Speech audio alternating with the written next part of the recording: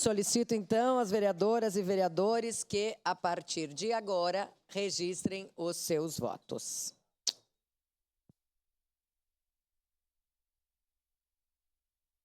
Voto sim, senhora presidente. Ao microfone, vereador Scalco, vota sim.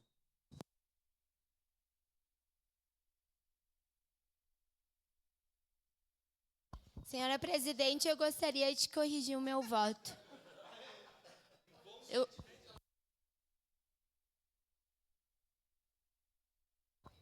Voto não, senhora presidente.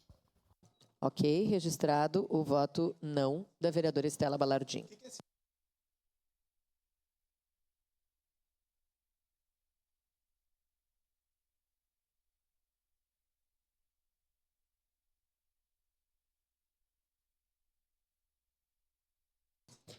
Encerrado o registro dos votos, encerrada a votação.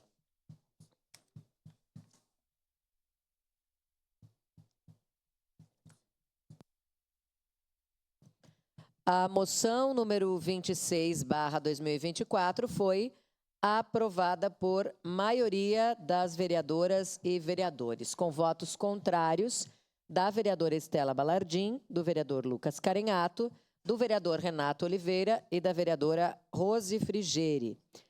Ausência: vereadores Felipe Gremilmaier, Fiuza, Juliano Valim, Tatiane Frisso, Wagner Petrini, Zé D'Ambros.